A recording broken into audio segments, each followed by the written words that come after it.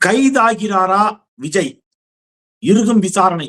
சிபிஐயின் பிடியில் திரு விஜய் டெல்லியில் சிபிஐ அலுவலகத்தில் நீண்ட நெடும் நேரமாக பல மணி நேரங்களாக விசாரணை நீடித்துக் கொண்டிருக்கிறது. விஜய் கைதாகிறாரா அப்படிங்கிறத நாம இன்னைக்கு இந்த வீடியோவில் பேச இருக்கின்றோம். சிபிஐ அதிகாரிகள் என்ன மாதிரியான கேள்விகளை முன்வைத்திருக்கிறார்கள் என்பதை பற்றி ஊடகங்கள் சில தகவல்களை தந்து கொண்டிருக்கின்றன.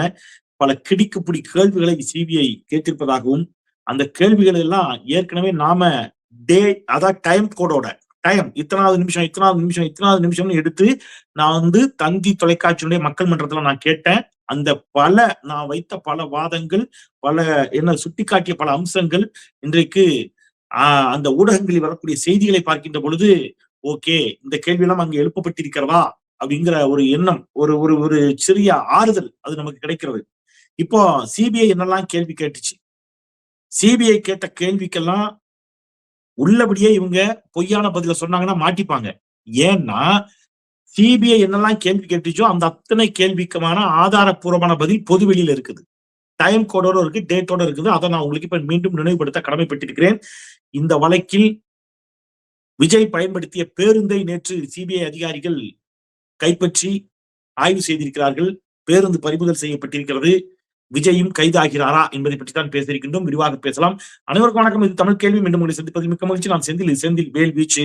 தமிழ் கேள்வியை மறக்காம சப்ஸ்கிரைப் செய்து பாருங்கள், உங்கள் பேராதரவை தாருங்கள் என்று கேட்டுக்கொண்டு, தந்தி தொலைக்காட்சியில ஒரு 10 கேள்விகள் கேட்கப்பட்டிருப்பதாக ஒரு கார்டு ஒண்ணு சமூக வலைதளத்துல பார்த்தேன். முதலாவது கேள்வி, நிகழ்ச்சி நடைபெறும் நாளில் இறுதி முடிவு யாருடையது? இரண்டாவது கேள்வி, கூட்டம் அதிகமாகிறது என்ற தகவல் வந்த போது நிகழ்ச்சியை தொடர சொன்னது யார்? இது ரொம்ப முக்கியமான கேள்வி. இந்த கேள்வி நோட் பண்ணிக்க, எல்லாத்துக்கும் நான் பதில் சொல்றேன். கூட்டம் அதிகமாகிறது என்ற தகவல் வந்த போது நிகழ்ச்சியை தொடர சொன்னது யார் அப்படிங்கிறது. மேடையில் இருந்தபோது பாதுகாப்பு அதிகாரிகளுடன் நேரடி தொடர்பு இருந்துச்சா? இதுவும் ரொம்ப முக்கியமான கேள்வி. இது எல்லாத்துக்கும் எவிடன்ஸோட டைம் கோடோட நான் பதில் சொல்றேன். கூட்ட நெரிசல் ஏற்பட்ட அந்த நிமிடங்களில் நீங்கள் எங்கே இருந்தீர்கள்? விஜய் பார்த்து கூட்ட நெரிசல் ஏற்பட்ட போது நீங்க எங்க இருந்தீங்க? இதுவும் ரொம்ப முக்கியமான கேள்வி. இதுக்கும் ஆதாரத்தோட நான் பதில் சொல்றேன். காயமடைந்தவர்கள் பற்றி உடனடி தகவல் கிடைத்ததா? எஸ், மிக மிக இம்பார்ட்டன்டான கேள்வி. மேடையிலிருந்து பின்வாங்குங்கள், அமைதியாக இருங்கள் போன்ற அறிவுறுத்தல் கொடுக்க முயற்சி செய்தீர்களா? கரூர் மாவட்ட நிர்வாகம், காவல்துறை ஆகியவற்றிடமிருந்து முன் அனுமதி பெறப்பட்டதா? கூட்ட அளவு, நேரம், பாதுகாப்பு போன்ற காவல்துறையின் நிபந்தனைகள் பின்பற்றப்பட்டதா? எக்ஸாக்ட்லி, ரொம்ப முக்கியமான கேள்வி. பாதுகாப்பு பணியாளர்கள், தடுப்புகள், நுழைவு வெளியேற்ற வழிகள் இருந்துச்சா? வெளியில உள்ள வர்றதுக்கு வெளியில போறதுக்கு வழி இருந்துச்சா? கூட்டம் திடீரென அதிகரித்ததை யார் கவனித்தனர்? என்ன நடவடிக்கை எடுத்தனர்? இது போன்ற 10 கேள்விகள் முன்வைக்கப்பட்டிருப்பதாக யார் சொல்றா? தந்தி தொலைக்காட்சியில இன்னைக்கு வந்திருக்கக்கூடிய செய்தி. இப்ப இந்த கேள்விகள் எல்லாம் மிக மிக மிக மிக முக்கியமான கேள்விகள். இந்த கேள்விகளுக்கு நான் டேட்டு டயத்தோட உங்களுக்கு நான் விஜய் எப்படி வகத்தொகையா சிக்க போறாங்கிறது பதில் சொல்றேன். ஃபர்ஸ்ட் ப்ராப்ளம் எங்க ஆரம்பிச்சு தெரியுமா? இப்ப முதல் கேள்வி எடுத்துக்கங்க. முதல் கேள்வி என்ன கேட்கிறாங்க? நிகழ்ச்சி நடைபெறும் நாளில் இறுதி முடிவு யாருடையது அப்படிங்கிறாங்க. நிகழ்ச்சி நடக்கிற அந்த டேட்ல ஏதாவது ஒரு கால் எடுக்கணும், ஃபைனல் கால் யார் எடுக்கணும் அப்படிங்கிறது. அந்த ஃபைனல் கால் யார் எடுக்குங்கிறத பத்தி பேசுவோம். இப்போ முதல்ல நிகழ்ச்சி நடக்கக்கூடிய டேட் இருக்குல்ல, இந்த டேட்ல நடத்தணுங்கிறதுல ஃபைனல் கால் யார் எடுத்தா அப்படிங்கிறதுல, இந்த நிகழ்ச்சி உள்ளபடியே திட்டமிட்டது என்னைக்குன்னு கேட்டீங்கன்னா, டிசம்பர் மாதம் 13ஆம் தேதி. என்னைக்கு நடத்துறதா இருந்தாங்க? டிசம்பர் மாதம் 13ஆம் தேதி நடத்துவதாக திட்டமிட்டிருந்தார்கள். அப்புறம் ஏன் செப்டம்பர் மாசம் 27ஆம் தேதிக்கு கரூரை மாத்தினாங்க? டிசம்பர் எங்க இருக்கு, செப்டம்பர் எங்க இருக்கு? ஏன் 2 மாசத்துக்கு முன்னாடி நகர்த்தினாரு விஜய் அப்படின்னு கேட்டீங்கன்னா, ஈகோ. ஏன், என்ன ஈகோ அப்படின்னா, திமுக அதே கரூர்ல செப்டம்பர் 17ஆம் தேதி திமுகவின் முப்பெரும் விழாவை மிகச் சிறப்பாக பிரம்மாண்டமாக நடத்தி காட்டியது. அப்போ விஜய் ஏன் அதுல என்ன ஈகோ அப்படின்னு கேட்டீங்கன்னா, அதுக்கு முந்தின வாரம் தான் 2 வாரம் ஒரு பயணம் போனாரு. திருச்சி போனாரு, அப்புறம் டெல்டா மாவட்டத்துக்கு போனாரு. அந்த திருச்சியில ஒரு பெரிய டிராபிக் ஜாமை ஏற்படுத்தி கூட்டத்தை பார்த்தாங்க. உடனே விஜய்க்கு மக்கள் அலை அலையாக அணிதிரண்டு வருகிறார்கள், அபார கூட்டம் அப்படிங்கிற செய்தி ஊடகங்கள் எல்லாம் வெளியாச்சு. இப்ப விஜய்க்கு கடும் கூட்டம் வருகிறது என்பது போன்ற செய்திகள் வெளியாகி கொண்டிருந்த நிலைமையில இளைஞர்கள் பெருமளவு வருகிறார்கள், மற்ற கட்சிக்கு இப்படி வருமா அப்படின்னு எல்லாம் கேட்டு இருந்த போது செப்டம்பர் 17ஆம் தேதி கரூர்ல முப்பெரும் விழாவை திமுக நடத்துது. பல லட்சக்கணக்கான மக்கள். இப்ப பேசு பொருளாக அது மாறுது. விஜயை விட திமுகவிற்கு பெரிய கூட்டம் அப்படின்னு பேசு பொருளாக மாறுகின்ற பொழுது அதே கரூர்ல நான் என் கெத்த காட்டுறேன் பாரு அப்படின்னு சொல்லித்தான் இவர் என்ன செய்யறாரு, டிசம்பர் மாதம் 13ஆம் தேதி இருந்த நிகழ்ச்சியை செப்டம்பர் மாதம் 27ஆம் தேதிக்கு திடீர்னு முன்னாடி கொண்டு வர்றாரு. இதை கொண்டு வந்ததுல என்ன சிக்கல்னு கேட்டீங்கன்னா, ஒரு நிகழ்ச்சி நடத்துறதுக்குன்னு ஒரு நல்ல திட்டமிடல் இருக்கணும். Very short period. யாருக்கு? போலீஸுக்கும் ஷார்ட் பீரியடு, விஜய்க்கும் ஷார்ட் பீரியடு. போய் அனுமதி கேட்கறாங்க. அனுமதி கேட்டு ஒரு இடத்த வாங்கினாங்க. அதெல்லாம் நம்ம பேசிட்டோம். இப்போ அடுத்த கேள்வி. இப்போ இது இது எதுக்குன்னா, டேட்டே நீங்க பிக்ஸ் பண்ணதுல டேட்டே சிக்கல் அப்படிங்கிறது. 2வது கேள்வி, கூட்டம் அதிகமாகிறது என்ற தகவல் வந்த போது நிகழ்ச்சியை தொடர சொன்னது யார் அப்படிங்கிறது இருக்குல்ல, இந்த கேள்விக்கு வர்றேன்.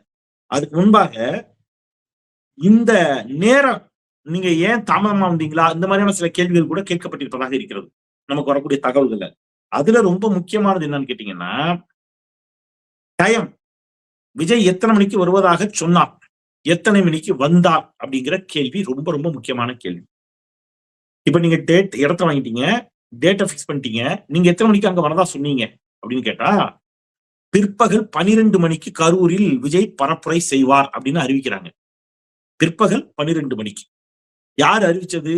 புஷி ஆனந்த் அறிவித்தார். எங்க அறிவிச்சாரு? பகிரங்கமா பத்திரிகையாளர்கிட்டே சொன்னார், நாளை பிற்பகல் 12 மணிக்கு விஜய் இங்க வர்றாரு, கரூருக்கு வர்றாரு அப்படின்னு அறிவிச்சிட்டாரு. 12 மணிக்கு விஜய் வர்றாரு அப்படின்னா, நாமக்கல் போயிட்டு நாமக்கல்ல இருந்து அவர் வந்து இங்க வரணும். அப்ப நாமக்கல்ல எத்தனை மணிக்கு நிகழ்ச்சி? 8:45. நாமக்கல்லில் காலை 8:45 மணிக்கு இருக்க வேண்டிய விஜய், நாமக்கல் 8:45 முடிச்சுட்டு சாலை மார்க்கமாக கரூருக்கு வந்து 12 மணிக்கு கரூர்ல சந்திச்சுட்டு போகணும். இதான் கணக்கு. ஆனால் விஜய் வீட்டிலிருந்து கிளம்பியதே 8:45. நாமக்கல்ல 8:45 இருக்க வேண்டியவரு வீட்டிலிருந்து கிளம்பியதே 8:45. 12 மணிக்கு கரூரில் இருக்க வேண்டியவர் கரூர் வந்து அடைகின்ற பொழுது மாலை 7 மணியை தாண்டிடுச்சு. 7, 7:30. எத்தனை மணிக்கு வராரு? 7, 7:30 தான் கரூருக்குள்ள என்டர் ஆகிறாரு. அப்ப 12 மணிக்கு விஜய் வர இருக்கிறார் என்பதை அறிந்து 12 மணிக்கே விஜய் வந்துருவார்னு தெரிஞ்சு விஜய முன் வரிசையில நின்று முதல் வரிசையில நின்று விஜய பார்க்கலன்னா செத்து போயிருவோம்னு நினைக்கிற ஒரு கூட்டம் இருக்குல்ல, அப்படித்தான் செத்துட்டாங்க. அப்படி நினைச்சுதான் செத்து போயிட்டான். விஜய கொஞ்சம் தள்ளி நின்று பார்த்தா என்ன இருப்பது? ஒண்ணு கிடையாது. முன் வரிசையில நின்று இப்படியா பார்த்தோம் அப்படின்னு நினைத்து காலையில என்ன பண்ணிட்டான், 10 மணிக்கு 8 மணிக்கு அங்க வந்து நின்ட்டான். அப்ப காலை 10 மணிலிருந்து நிற்பவர்கள் சோறு இல்ல, தண்ணி இல்ல, பாத்ரூம் போறதுக்கு வசதி இல்ல. 10 மணில இருந்து நிக்கிறான், 8-10 மணில இருந்து நிக்கிறான். எத்தனை மணி வரைக்கும்? ஈவினிங் 7 மணி வரைக்கும். இது ஃபர்ஸ்ட் பிரச்சனை. நம்ம ஏற்கனவே இதை பேசியிருக்கோம், ரைட்? அப்போ டேட் மாத்தினது ஃபர்ஸ்ட் பிரச்சனை. நேரம் பின்பற்றப்படாத 2வது பிரச்சனை. மிக முக்கியமான பிரச்சனைக்குள்ள வர்றேன்.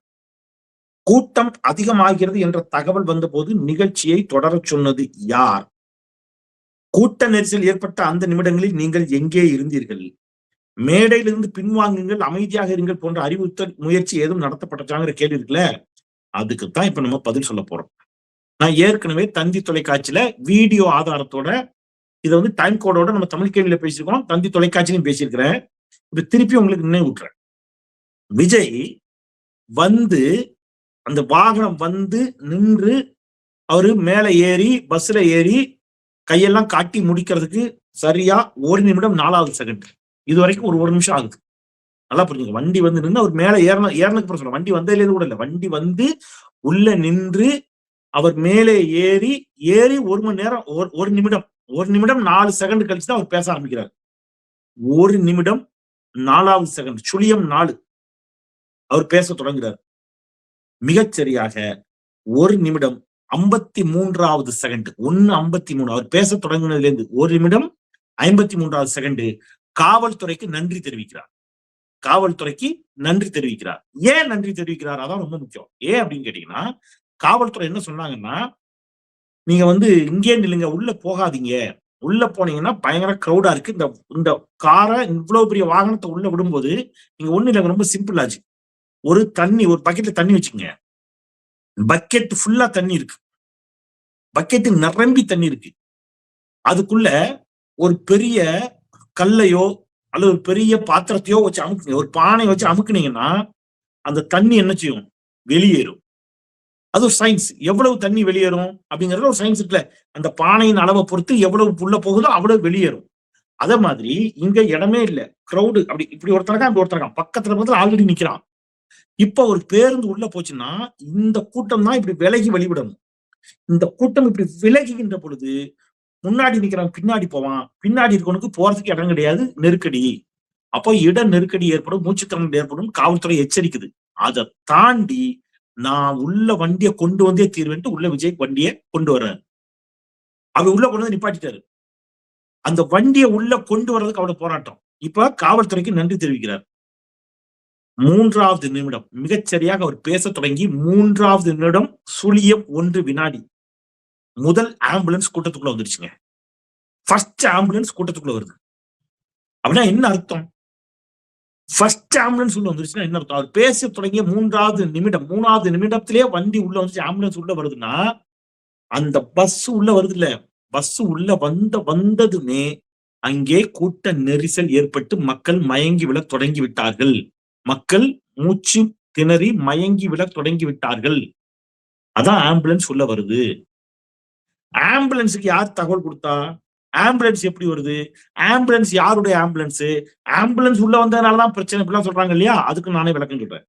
3:44 3வது நிமிடம் 44வது செகண்ட் ஸ்கிரிப்ட் பேப்பரை உதவியாளரிடம் வாங்குறார் விஜய். கொடுப்பா, பேப்பரை கொடுப்பா அப்படின்னு. 4வது நிமிடம் 45வது செகண்ட் அவருக்கு இப்ப இதான் முக்கியமான மேட்டர், ரொம்ப முக்கியமான இந்த வீடியோ ரொம்ப முக்கியமான வீடியோங்க. 4வது நிமிடம் 45வது செகண்ட் போறீங்களா அப்படின்னு ஆம்புலன்ஸ் ஓட்டுநரை பார்த்து கேட்கிறார். ஆம்புலன்ஸ் ஓட்டுநரை பார்த்து போறீங்களான்னு கேட்கிறாரு. அப்படின்னா என்ன அர்த்தம்? அவருக்கு ஆம்புலன்ஸ் வந்தது தெரிந்து விட்டது. அவர் பேச தொடங்கிய 4வது நிமிடம் 45வது செகண்டே மக்கள் மயங்கி விழுந்திருக்கிறார்கள், அவர்களை மீட்பதற்கு ஆம்புலன்ஸ் வருதுங்கிறது அவருக்கு தெரிஞ்சிடுச்சு. அவருக்கு தெரிஞ்ச நிமிடம் எத்தனாவது நிமிடம்? 4வது நிமிடம் 45வது செகண்ட். 5வது நிமிடம் 5 நிமிஷம் 41வது செகண்ட்ல திருப்பியும் ஆம்புலன்ஸ் டிரைவரை பார்த்து கேட்கிறாரு, போறீங்களா அப்படின்னு கேட்கிறாரு. ஏன் சார் திருப்பியும் கேட்கிறாரு? ஆம்புலன்ஸால உள்ள வரவே முடியல. ஏற்கனவே ஒரு பஸ் ஃபுல் கூட்டம், இதுல ஆம்புலன்ஸ் உள்ள வருது, மக்கள் விலகி வழிவிடணும், ஆம்புலன்ஸால உள்ள வர முடியல, ஸ்ட்ரக் ஆகி நிக்குது. இவர் ஆம்புலன்ஸை பார்த்து கேட்கிறாரு, போறீங்களா அப்படின்னு திருப்பி கேட்கிறாரு. அறிவு அறவிழுக்காடு இருக்கிற யாரும் இந்த கேள்வி கேட்க மாட்டேங்க. இவ்வளவு பெரிய வண்டியை வச்சுக்கிட்டு இவ்வளவு கூட்டத்தை வச்சுக்கிட்டு இந்த ஆம்புலன்ஸ் எப்படி போகும்? அந்த லைவ் எல்லாரும் பாத்தீங்க. நல்லா விலகி வழிவிடுங்க, பதறாதீங்க, நான் இங்கதான் இருப்பேன், நான் உங்களோட எல்லாம் நிற்பேன், முதல்ல கொஞ்சம் விலகி வழி விடுங்க, உதவியாளர்களை கூப்பிட்டு ஏதாவது செய்யுங்க. இந்த மாதிரி எதுவுமே விஜய் பேசல, எதுவுமே பேசல. போறீங்களான்னு திருப்பி ஆம்புலன்ஸை பார்த்து கேட்கிறாரு. 6:47 6வது நிமிடம் 47வது செகண்ட் என்னப்பா ஆம்புலன்ஸ்ல நம்ம கொடி போட்டிருக்குன்னு கேட்கிறாரு. இதான் ரொம்ப முக்கியம். ஏன் முக்கியம் அப்படின்னு சொல்றேன்னா, ஆம்புலன்ஸ் ஏதோ செந்தில் பாலாஜி ஆம்புலன்ஸ் உள்ள அனுப்பிட்டாரு, திமுக உள்ள அனுப்பிடுச்சுன்னு கதை கட்டி விட்டாங்க. அந்த ஆம்புலன்ஸ் தாவேக்காவோட ஆம்புலன்ஸ். தாவேக்கா கொஞ்சம் ஆம்புலன்ஸை வாடகைக்கு எடுத்து அவங்களுடைய பேனரை கட்டிட்டாங்க. அதை பத்தி கேட்கும் போது அந்த ஆம்புலன்ஸ் டிரைவர்கள் சொன்னதெல்லாம் நமக்கு தெரியும்.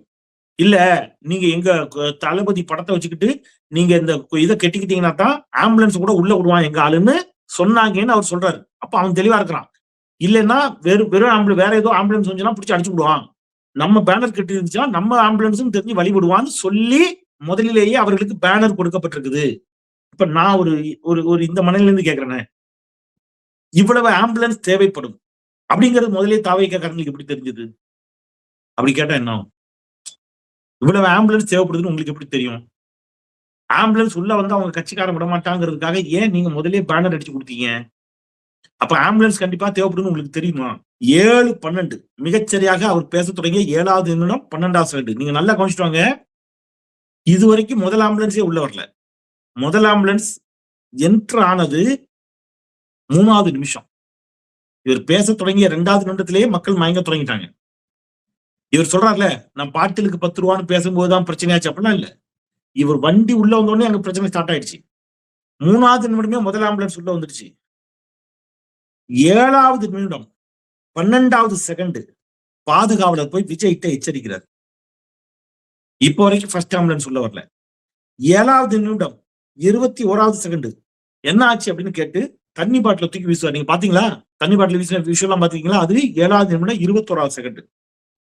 மிகச்சரியாக 8வது நிமிடம் 14வது செகண்ட் தாவேக்காவுடைய துணை பொருளாளர் அவரை கூப்பிட்டு இன்னொரு ஆம்புலன்ஸ், கால் ஆம்புலன்ஸ் அப்படிங்கிறாரு. ஏன்னா கீழே இங்க மயங்கி விழுந்துட்டாங்க. அந்த ஆம்புலன்ஸே உள்ள வரல, அதுக்குள்ள இன்னொரு ஆம்புலன்ஸ்.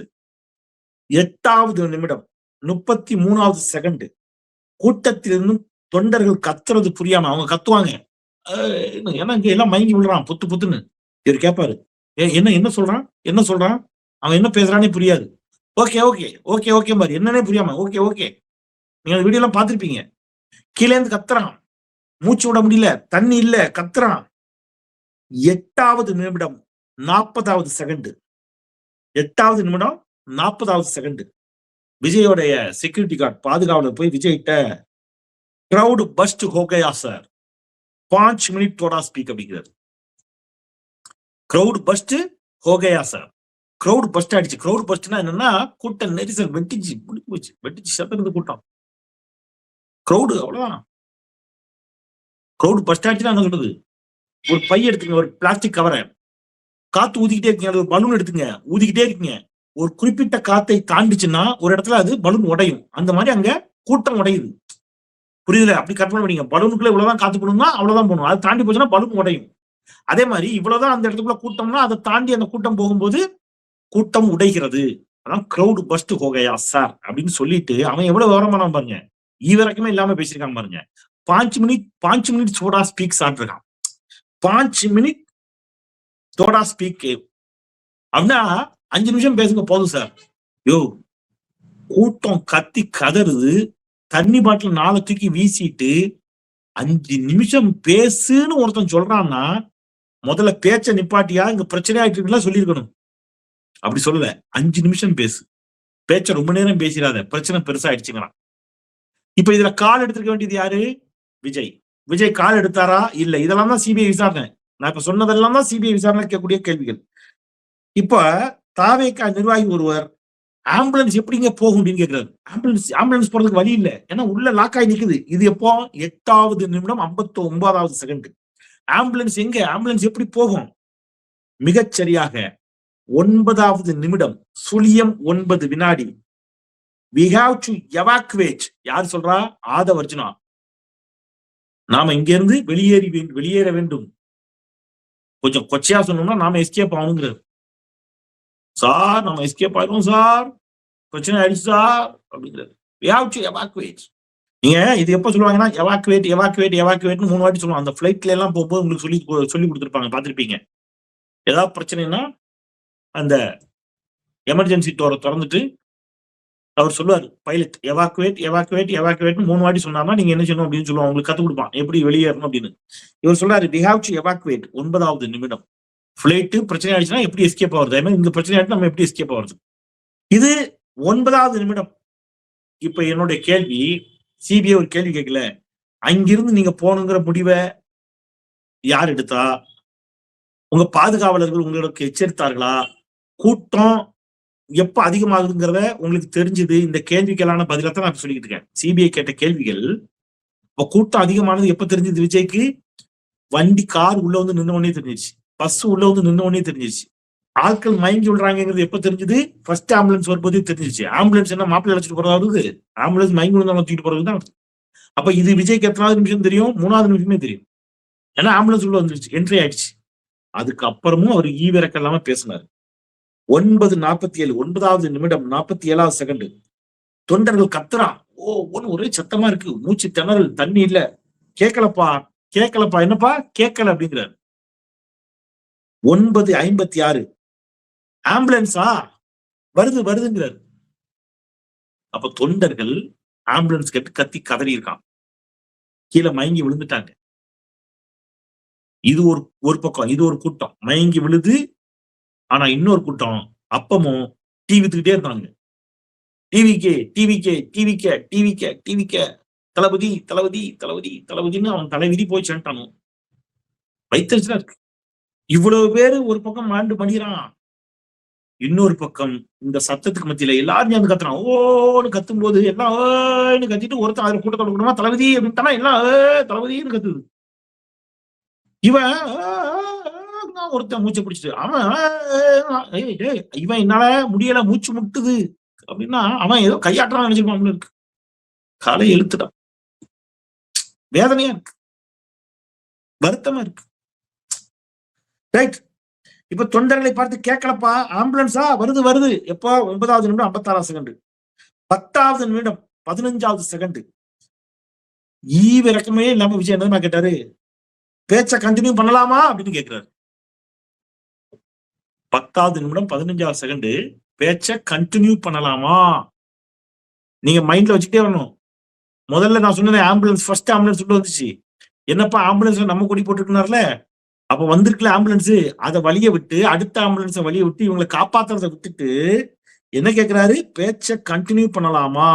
10:34 10:34 டாக்டர் பிரபு பக்கத்துல வாங்க அப்படின்னு கூப்பிடுறாரு. டாக்டர் பிரபுவை கூப்பிடுறாரு. 11:43 கண்டினியூ பண்ணலாமான்னு கேட்கிறாரு. விஜயுடைய குறிக்கோள் முழுக்க பேச்ச கண்டினியூ பண்றதுதான் இருந்திருக்கு, அந்த மக்களை காப்பாத்துறதுல இல்ல. முதல்ல என்ன கேட்கிறாரு, 10:15க்கு பேச்ச கண்டினியூ பண்ணுவான்னு கேட்கிறாரு. அப்புறம் 11:43க்கு திருப்பியும் கண்டினியூ பண்ணலாமான்னு கேட்கிறாரு. 12:34 விஜய் வர சொன்ன ஆம்புலன்ஸ் வருது. 14:18 நம்ம ஆம்புலன்ஸ் தான் அப்படிங்கிறாரு ஆதவர்ஜனா. நம்ம ஆம்புலன்ஸ் தான், நம்ம சொன்னீங்கல்ல அதான் வருது. 14:50 அவர் பேச தொடங்கி 14வது நிமிடம் 50 செகண்ட் 3வது ஆம்புலன்ஸ் வருது.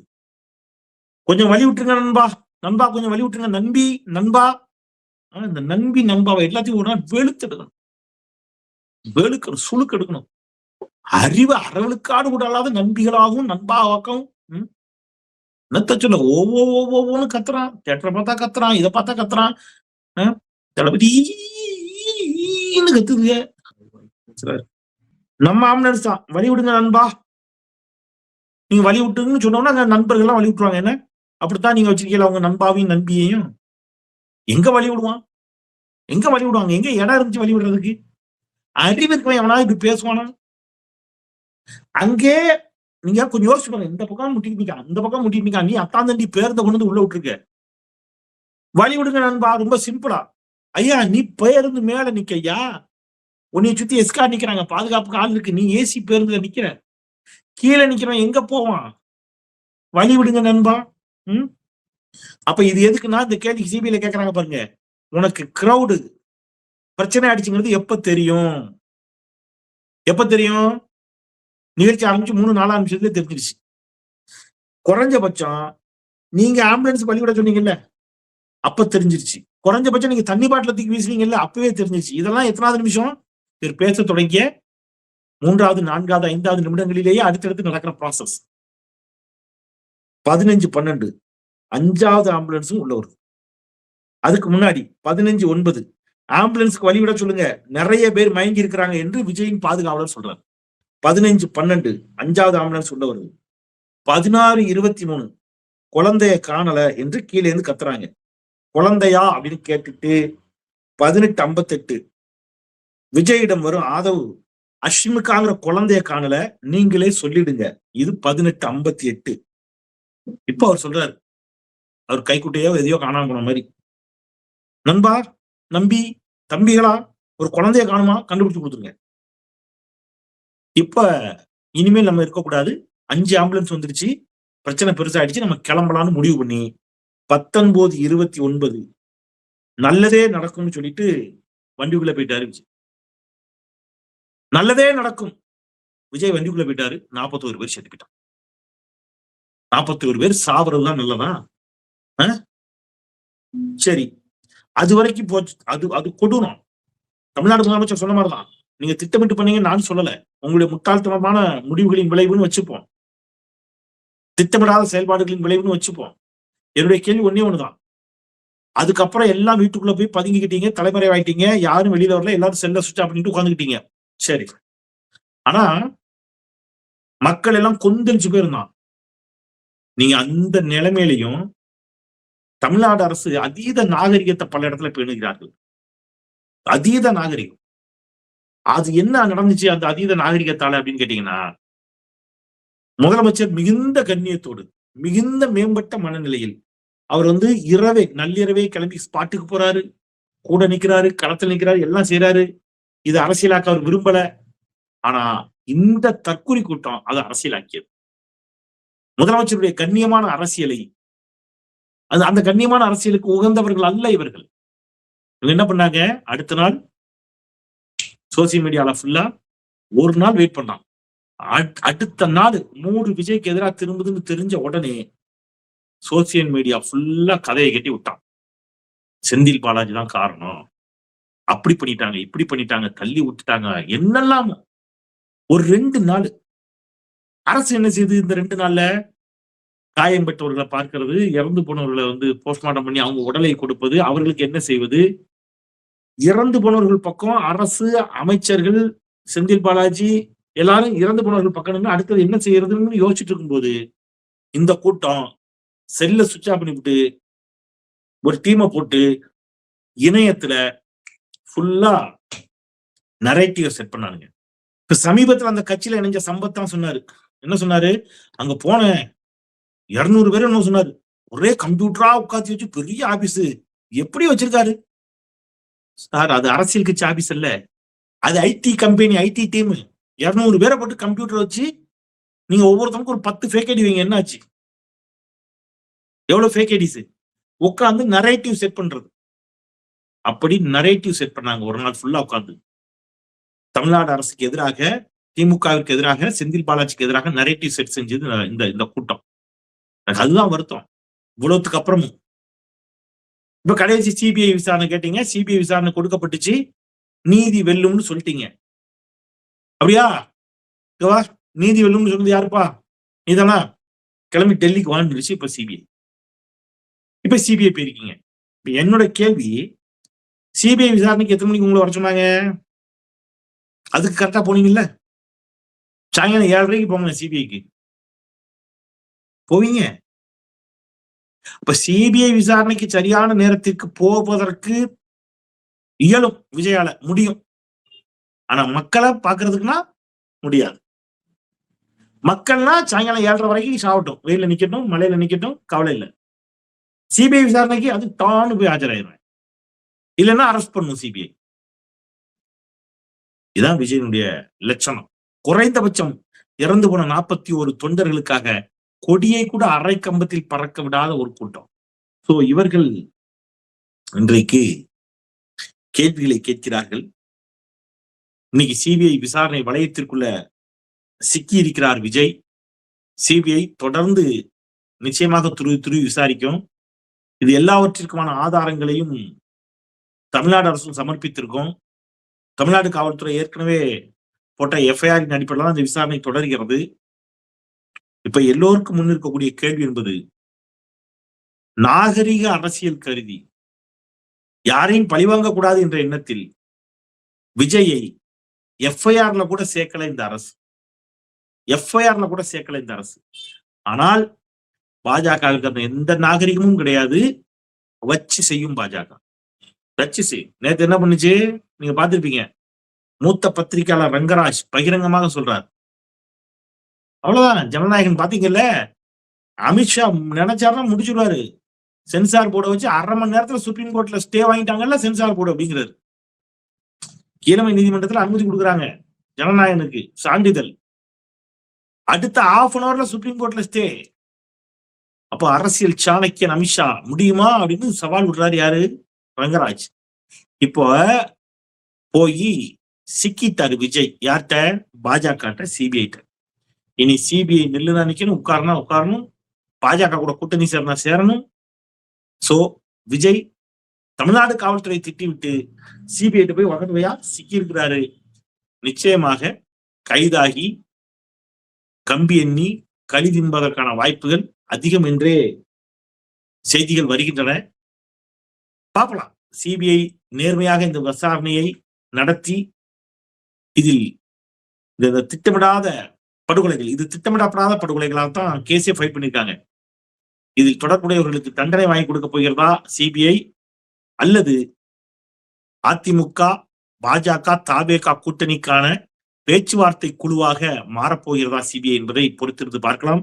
சென்னை புத்தக கண்காட்சியில், சென்னையில் இருக்கக்கூடிய நண்பர்களுக்கு சென்னை புத்தக கண்காட்சியில் நான் எழுதிய திராவிடம் 2.0 ஏன் எதற்கு நூல் கிடைக்கும். அரங்கு விவரங்களை நான் பின்னர் பதிவிடுகிறேன்.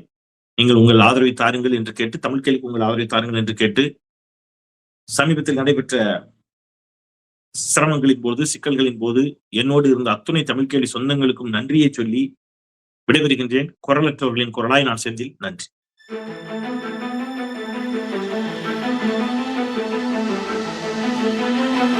நன்றி.